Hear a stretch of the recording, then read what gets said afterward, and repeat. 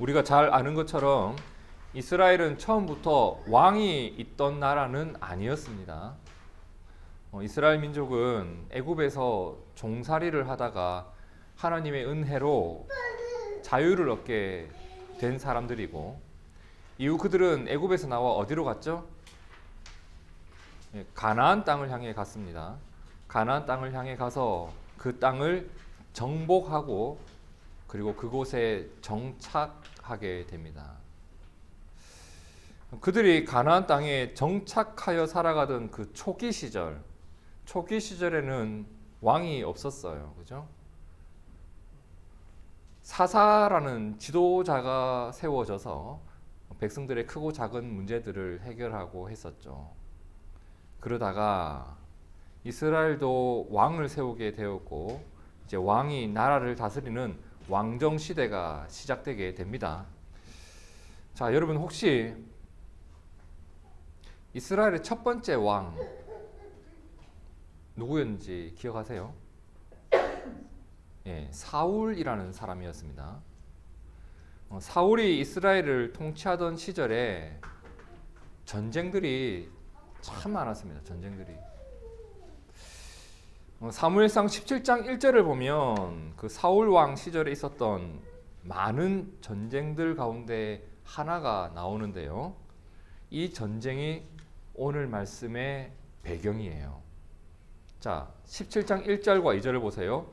블레셋 사람들이 블레셋 사람들이 그들의 군대를 모으고 싸우고자 하여 유다에 속한 소고에 모였다고 합니다. 지도에 보면 어디에 진을 쳤는지 보이시죠? 그래서 소고와 아세가 사이에 에베스 담밈에 진을 쳤다. 그리고 사울과 이스라엘 사람들이 모여서 엘라 골짜기에 진을 치고 블레셋 사람들을 대하여 전열을 벌였다. 자, 블레셋은 이스라엘의 동쪽에 위치한 나라인데 그들이 군대를 이끌고 와서 이스라엘을 쳐들어온 거예요. 가만히 있을 수 있나? 맞서 싸워야죠. 그들을 대항해서 당시 왕이었던 사울과 이스라엘 사람들이 모여서 진을 쳤다. 양쪽이 전열을 벌여놓고 큰 전쟁이 이제 일어나기 일보 직전의 상황인 거죠. 이렇게 전쟁이 일어나자 많은 군사들이 필요했을 겁니다. 장성한 남자들이 군사로 차출되어서 이제 전쟁에 나가게 된 거죠. 민수기 1장 3절에 보면 이런 말씀이 있어요. 이스라엘 중 몇 세? 20세 이상으로 20세 이상의 남자를 보통 군사로 뽑았어요. 싸움에 나갈 만한 모든 자라고 표현되어 있죠. 아마도 이러한 기준으로 이스라엘 중에서도 군사들을 이렇게 모았을 겁니다.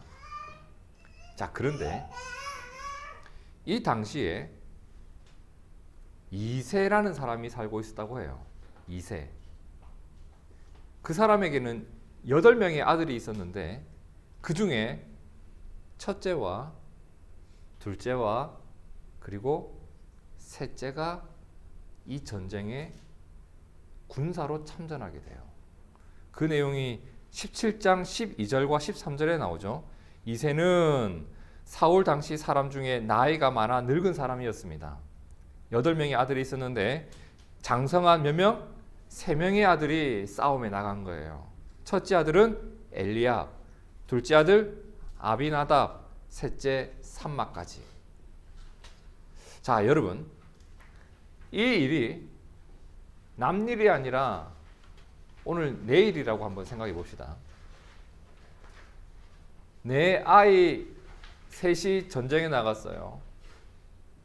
이새의 마음이 어땠을까요? 평안했을까요? 불안했을까요? 그래도 아들 5명은 집에 있으니까 그래도 5은 살아있다. 전쟁에 안 나갔다. 이렇게 안심이 되었을까? 아니면 걱정이 되었을까? 자, 아들 셋을 전쟁터에 내보냈으니까 마음이 불안하고 얼마나 걱정이 되었겠어요. 부모 마음이 그렇잖아요. 오늘은 별일 없을까? 무사히 잘 지내고 있을까? 그래서였는지 하루는 막내를 불러요. 막내야, 너 아빠 심부름 좀 해야 되겠다. 이 집 막내 아들이 누구였냐면 다윗이었습니다. 이새가 전쟁에 나간 아들들이 염려가 되어서 막내 아들 다윗을 불러서 심부름 하나를 시키는데 그 심부름이 뭐였냐? 자, 사무엘상 17장 17절과 18절을 쉬운 성경으로 우리 함께 읽어봅시다. 시작. 이새가 자기 아들 다윗에게 말하였습니다. 이 볶은 곡식 한 에바와 빵 10덩이를 진에 있는 내 형들에게 갖다 주어라. 또 이 치즈 10덩이도 가지고 가서 내 형들의 천부장에게 주어라. 그리고 내 형들이 어떻게 지내는지 알아보아라. 형들이 모두 잘 있다는 증거가 될 만한 것을 나에게 가지고 오너라. 자, 볶은 곡식 한 에바 약 20리터 정도 되는 양이에요. 그 볶은 곡식 한 20리터와 빵을 형들에게 전해주어라. 형들 먹을 음식을 챙겨줘라. 그리고 형들의 상관인 천부장에게 특식을 갖다 줘라. 치즈 좀 갖다 주어라. 그러면서 형들이 잘 있는지 잘 확인을 한번 하고 형들이 잘 있다는 증거가 될 만한 것을 좀 가지고 와라. 쉽게 말해서 너 형들에게 음식 배달을 좀 하면서 형들이 무사히 건강히 잘 지내고 있는지 확인 좀 하고 오라는 겁니다. 그리고 막내가 아빠 마음 생각하면서 혹 잘 있다고 뻥을 칠 수도 있으니까 뭘 가져와라? 증거도 좀 받아와라. 당신 아들 잘 있음 천부장에 도장 꽝 찍어서 가져오라는 거예요. 그렇게 해서 다윗은 형들에게 줄 음식들을 챙깁니다. 그걸 들고 어디로 가요? 블레셋과 전쟁이 벌어진 전쟁터를 가는 거예요. 그런데 하필 다윗이 아빠 심부름을 갔던 그날이었습니다. 형들에게 전해줄 음식을 챙겨서 이스라엘 진영에 도착했던 그날에 하필 그날에 어떤 일이 있었는지 20절과 21절 보세요. 다윗이 아침에 일찍 일어나서 양을 양치는 자에게 맡기고 내가 돌보던 양은 맡겨놓고 이새가 명령한 대로 아빠가 명령한 대로 이제 다 음식들을 챙겨서 진영에 이르렀다고 했죠. 그때 무슨 일이 있었어요? 군대가 전장에 나와서 싸우려고 고함치면서 이스라엘과 블레셋 사람들이 전열을 벌이고 양군이 서로 대치하고 있는 상황이었던 거예요. 긴장감이 최고조로 상태로 올라간 거예요. 진짜 한판 붙기 일보 직전의 상황이 다 벌어져 있는 거예요. 자, 그때 블레셋 진영에서 한 사람이 나오더니 그 트래시 토크라고 하죠. 막말, 말싸움. 이스라엘을 막 비웃고 이스라엘 군대에게 욕을 하면서 막말을 막 쏟아내는 거예요. 키보드 워리어. 막 막말을 하는 거예요. 23절에 보세요. 마침 블레셋 사람의 싸움 도두는 가드 사람 골리앗이라 하는 자가 그 전열에서 나왔습니다. 전과 같은 말을 하매 다윗이 들으니라. 자, 여기서 골리앗이라 하는 자가 나와서 전과 같은 말을 했다고 했습니다. 그죠? 그럼 예전에도 이 트래시 토크를 했다는 말이에요. 자, 16절에 보세요. 그 블레셋 사람은 언제? 아침 저녁마다 나와서 싸움을 걸어왔고 그렇게 한 지가 벌써 며칠? 40일이나 되었다. 그러니까 골리앗이 트래시 토크를 한 지 최소 40일이 지난 거예요. 그럼 뭐라고 말을 했을까? 그 내용이 8절에서 10절에 나오는데 골리앗이 나와서 이스라엘 전선을 마주보고 고함을 지르다고 합니까? 뭐라고요? 너희는 어쩌자고 나와서 전열을 벌였는가? 너희가 나한테 잽이나 될 것 같아? 이 말이에요. 나는 블레셋 사람이고 너희는 사울의 종들이다. 너희는 내 앞에 나설 만한 사람 하나를 뽑아서 나에게 보내봐라. 그가 나를 쳐서 죽이면 우리가 너희의 종이 되겠다. 그러나 내가 그를 쳐 죽여 이기면 너희가 우리의 종이 되어서 우리를 섬겨야 한다. 이 블레셋 사람이 다시 고함을 지릅니다. 뭐라고? 내가 오늘 이스라엘 군대를 이처럼 모욕하였으니 너희는 어서 나에게 한 사람을 보내어 나하고 맞붙어 싸우게 해라. 그런데 골리앗이라는 자가 이렇게 나와서 처음 이렇게 막말을 쏟아냈을 때 11절 사울과 온 이스라엘이 블레셋 사람의 이 말을 듣고 어떻게 해요? 놀라고 두려워했답니다.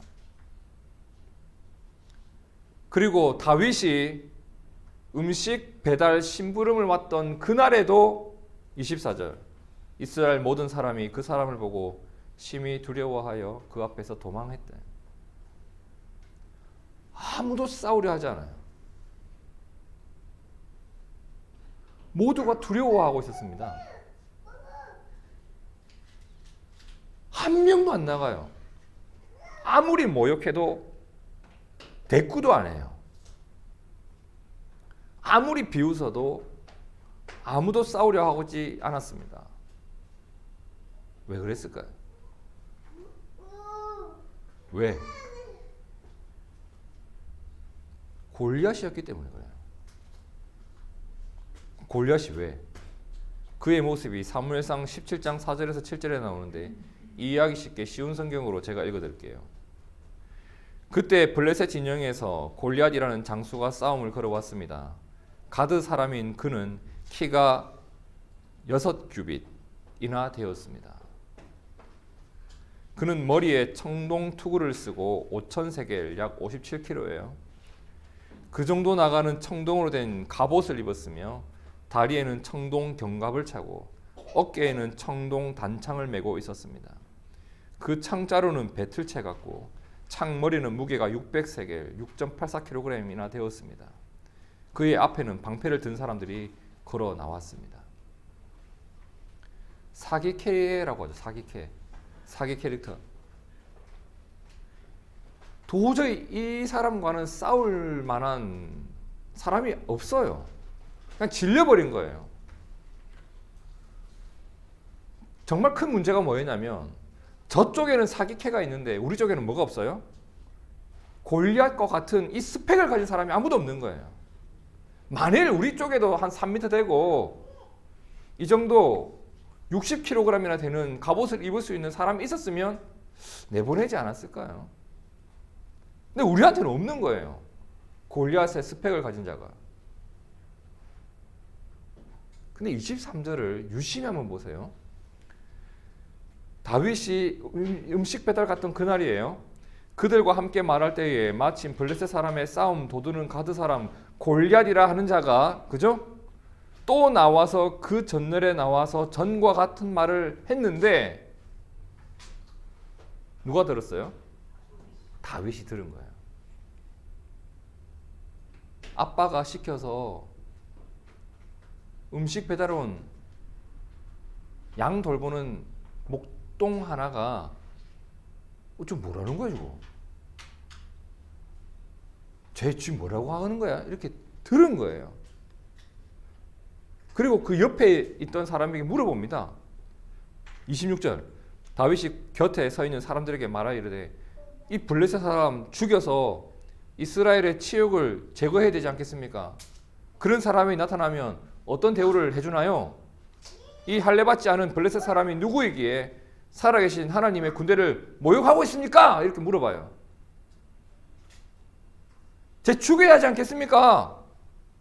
그러고 나서 뭐라고 하냐면 내가 싸우겠다고. 정작 이스라엘 군사들은요 두려워하면서 아무도 안 나가요. 이스라엘에서 싸움 좀 한다는 사람 다 나갔을 텐데 그 군사들 중에서는 아무도 안 나가고 있는데 시골에서 양 키우던 소년 하나가 형들 음식 배달 왔다가 아빠 심부름 왔다가 내가 저거 쓰러뜨려야 되겠다.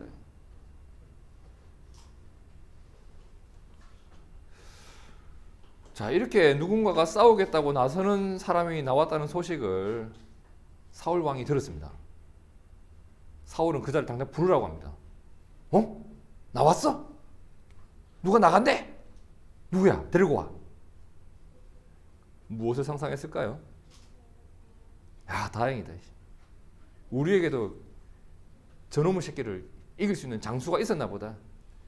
아, 이제 돌파구가 열리나 보다 했는데 막상 데리고 온 사람의 모습을 보니 말이 안 되는 거예요. 안 되는 거예요. 말이 안 되는 거예요. 뭐라고 해요? 33절에 사울이 다윗에게 이르되 네가 가서 저 블레셋 사람과 싸울 수 없으리니 너는 소년이잖아. 저 앞에 있는 골리앗은 어려서부터 용사다. 저 큰 사람을 너가 어떻게 이기려고 그래? 안 돼. 이렇게 했던 거예요. 그럼 다윗은 사울에게 뭐라고 했어요? 32절 함께 읽어볼까요? 시작. 다윗이 사울에게 말하되 그로 말미암아 사람이 낙담하지 말 것이라 주의 종이 가서 저 블레셋 사람과 싸우리이다.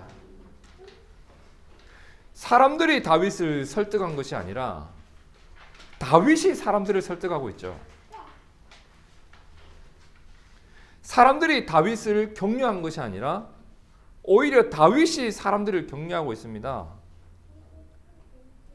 군사들이 음식 배달 온 심부름꾼에게 야 힘내자라고 한 것이 아니라 음식 배달 온 아이 하나가 왕과 모든 사람들을 격려하고 우리 힘내자라고 말을 하고 있는 거예요.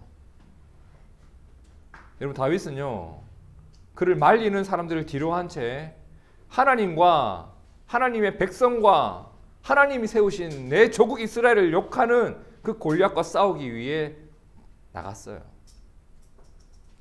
이렇게 해서 일어난 싸움이 그 유명한 다윗과 골리앗의 싸움이에요. 그러니까 이 싸움은 애초에 계획되었던 것이 아니라 음식 배달 온 소년과 거대한 장수와의 우연한 만남 속에서 일어난 돌발적인 싸움이었어요. 이 싸움이 지금으로부터 3000년 전에 있었던 싸움이에요. 근데 너무 유명해서 이 싸움을 모르는 사람이 거의 없죠. 3000년 전에 싸웠던 싸움인데 우리는 그 결과를 잘 알고 있어요. 그래서 제가 이 자리에서 여러분 이 싸움에서 누가 이긴지 아세요? 다윗이 이겼다고요 라고 해도 아무도 안 놀라요. 그렇잖아요. 지금 뭐 다 아는 얘기니까 우리는 안 놀라는데 그날 이 싸움을 목격하고 있었던 현장에서 목격하고 있었던 이스라엘 군대와 블레셋 군대는 어땠을까요? 너무 놀랐을 거예요. 왜? 모든 사람들이 골리앗의 승리를 예상하고 있었거든요. 심지어 누구도 이스라엘 왕 사울도 이스라엘 군대도 골리앗이 이길 것이라 생각하고 있었습니다. 그만큼 골리앗이 다윗보다 가진 게 많았거든요. 골리앗이 신체적 조건이 훨씬 좋고 힘도 무조건 세고 무기도 좋고 전쟁 경험도 많고 어렸을 때부터 싸움으로 훈련된 사람이고 모든 것이 월등했습니다. 여러분 고대 전쟁이에요. 3000년 전 싸움이에요. 총 들고 싸우는 싸움이 아니라 칼과 창으로 싸우던 시절이란 말이에요.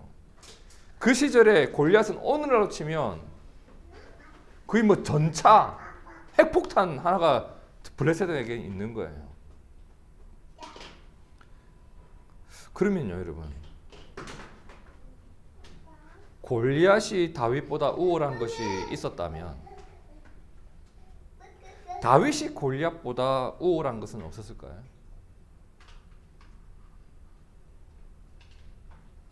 골리앗이 더 가진 게 있었다면 다윗이 더 가진 것은 없었을까?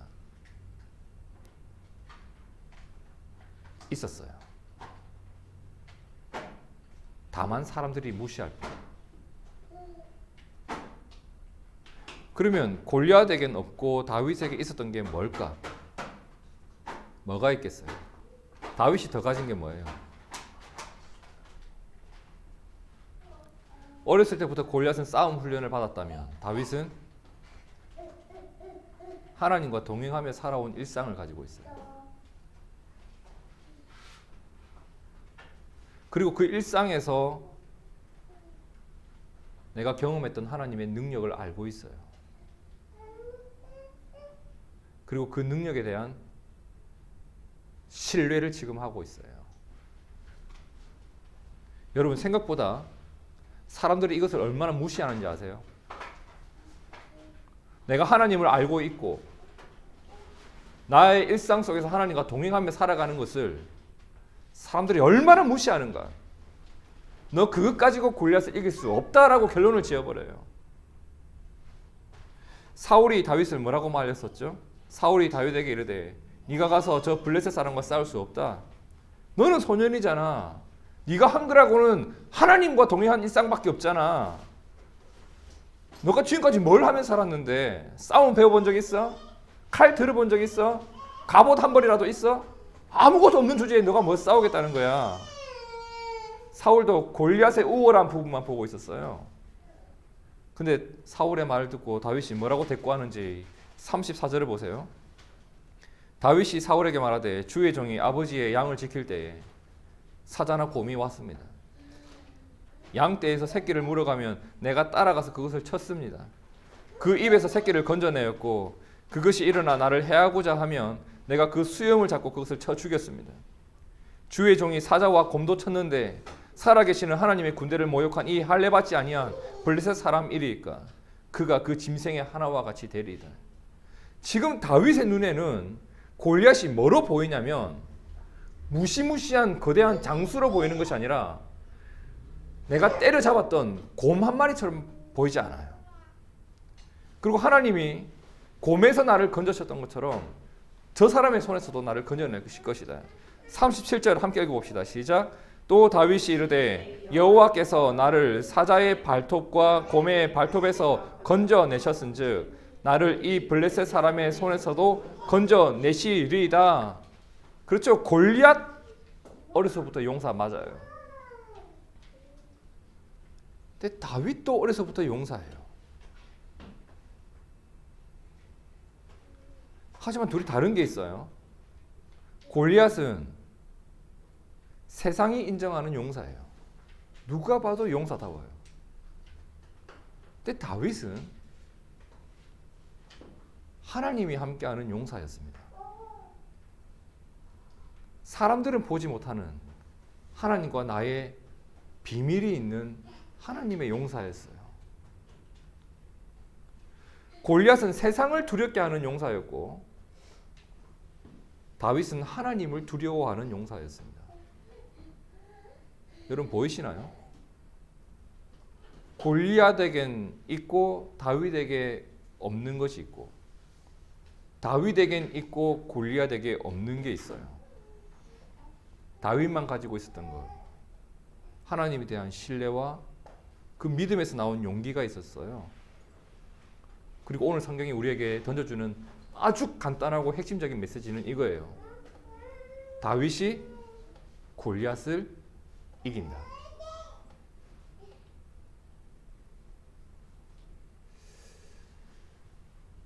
오래전에 이 말씀을 묵상하다가 너무 소스라치게 놀라면서 번쩍하고 지나가는 생각이 하나 있었습니다. 오늘 우리는 하나님이 없다 하는 세상 속에서 하나님을 나타내는 자로 살아가기 위해서 다윗이 되어가고 있을까? 아니면 골리앗을 이길 또 다른 골리앗이 되어가고 있을까? 여러분, 이건 진지하게 한번 고민해봐야 될 문제예요. 교회 안에서 다윗과 같은 자가 인정을 받고 있을까? 골리앗과 같은 자가 인정을 받고 있을까? 교회의 지도자들이 다윗과 같은 사람들이 지도자가 되어가고 있을까? 골리앗과 같은 사람이 지도자가 되어가고 있을까? 교회는 다윗처럼 되어지는 것을 좋아할까?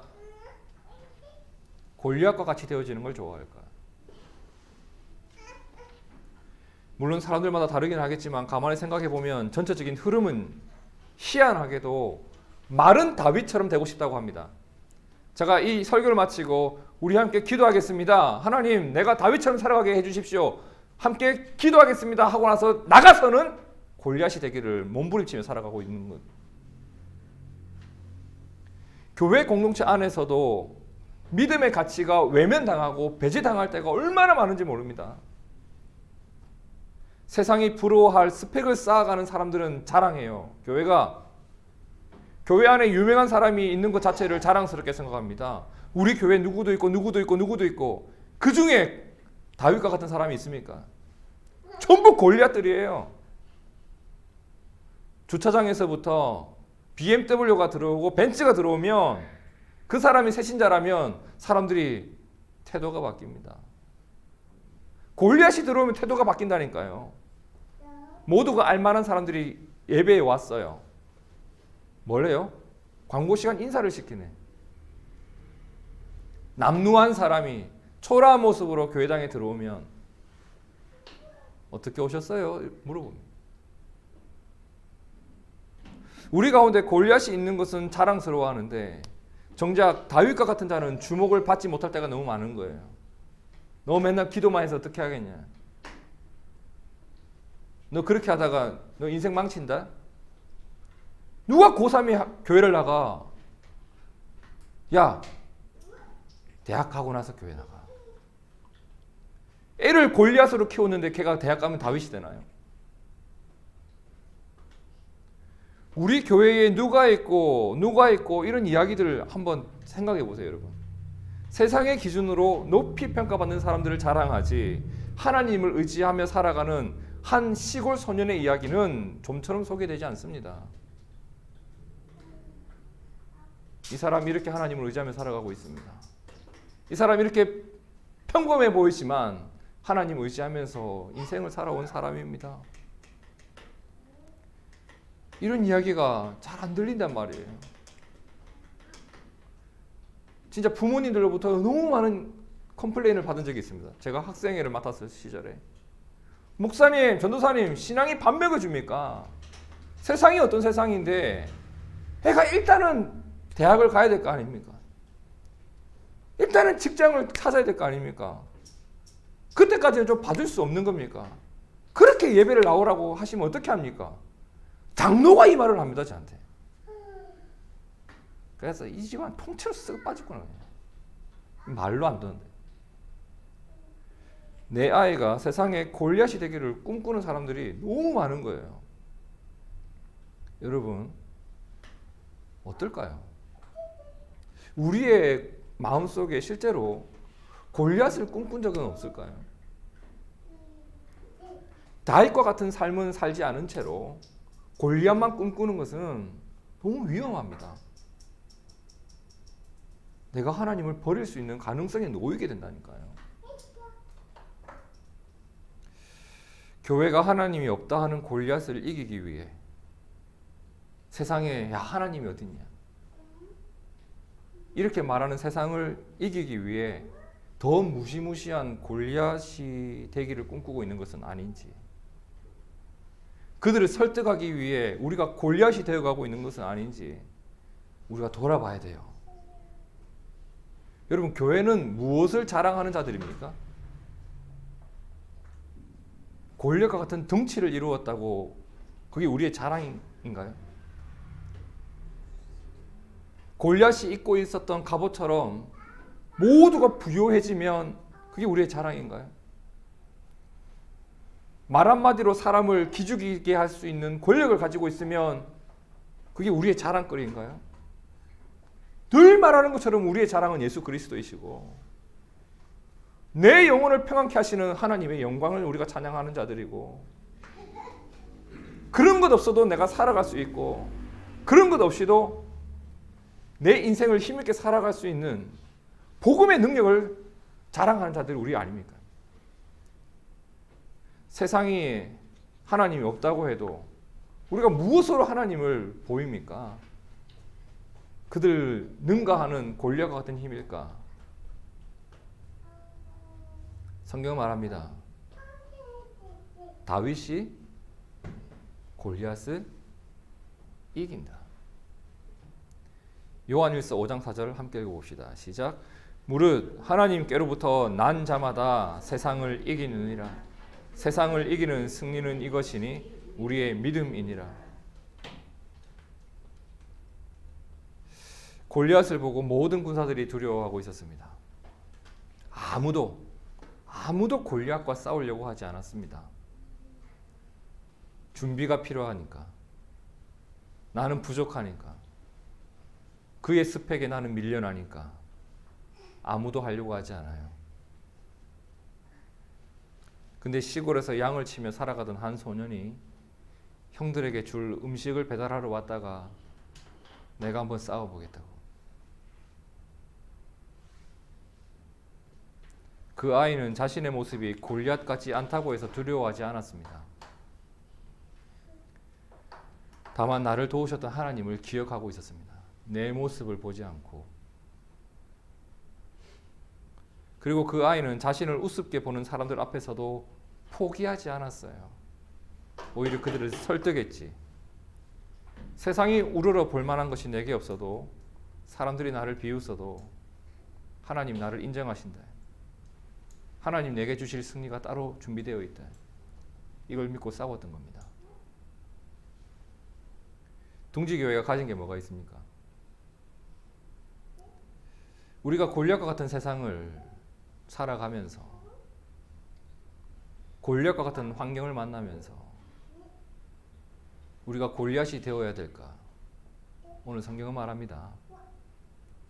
다윗이 골리앗을 이긴다. 골리앗을 이겼던 다윗이 훗날 시편에 이런 고백을 해요. 시편 18편 1절과 2절 함께 읽어볼까요? 시작. 나의 힘이신 여호와여, 내가 주를 사랑하나이다. 여호와는 나의 반석이시요 나의 요새시요 나를 건지시는 이시요 나의 하나님이시요 내가 그 안에 피할 나의 바위시요 나의 방패시요 나의 구원의 뿌리시요 나의 산성이시로다. 너도 나도 골리앗이 되기 위해 몸부림치는 이 세상을 우리는 살아가고 있습니다. 그 가운데 우리는 어떻게 살아가야 할까? 누군가를 전도하기 위해 올만한 조건을 갖춘 교회가 되어야 할까? 오늘 말씀은 우리에게 도전합니다. 오히려 더 복음으로 하나가 되어라. 공간이 없어 문제가 아니라 사랑이 없어 문제인 거죠.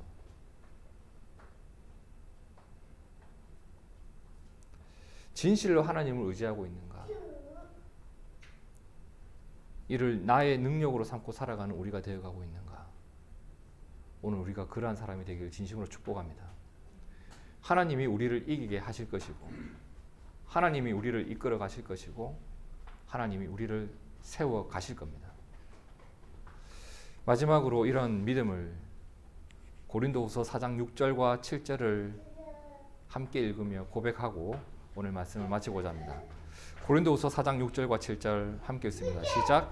어두운 데에 빛이 빛이라 말씀하셨던 그 하나님께서 예수 그리스도의 얼굴에 있는 하나님의 영광을 아는 빛을 우리 마음에 비추셨느니라. 우리가 이 보배를 질그릇에 가졌으니 이는 심히 큰 능력은 하나님께 있고 우리에게 있지 아니함을 알게 하려 함이라. 우리는 보배를 가진 질그릇입니다. 우리 속에 하나님의 강함을 품고 살아가는 여러분의 삶이 되시길, 그리고 우리가 되기를 진심으로 축복합니다. 다윗이 골리앗을 이깁니다. 함께 기도하겠습니다.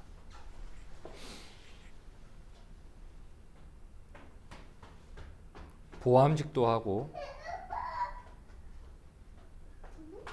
누가 봐도 강하다고 말할 수밖에 없는 그 한마디에 모두를 두렵게 했던 골리앗이 다윗에게 졌습니다. 하나님께서는 오늘 우리에게 골리앗을 꿈꾸는 이 세상 한복판에서 먼저 품어야 할 믿음과 마음이 무엇인지 알게 하셨습니다. 하나님, 우리가 다윗처럼 하나님과 살아가는 일상 속에서 하나님의 능력을 경험하고 그 능력을 힘입어 오늘 힘있게 살아가는 우리가 되게 도와주시옵소서. 하나님께서 크고 작은 문제들을 이길 수 있는 힘을 주시고 어려움이 이때 피할 길을 내시는 우리의 주님이심을 우리는 믿고 있습니다. 내 삶에서 만나는 골리앗들을 나도 골리앗이 되어 그들을 맞서는 것이 아니라 하나님을 신뢰하며 하나님의 방법 안에서, 하나님의 말씀 안에서, 하나님의 손길 안에서 그 모든 일들을 헤쳐나갈 수 있는 지혜가 우리 가운데 있게 하여 주옵소서. 다윗이 골리앗을 이겼습니다. 둥지교회가 세상을 이기는 교회가 되고 우리의 삶이 세상을 이기는 삶이 되도록 주님 함께하여 주옵소서. 감사드리며 살아계신 예수님 이름으로 기도드립니다. 아멘. 아멘. 아멘.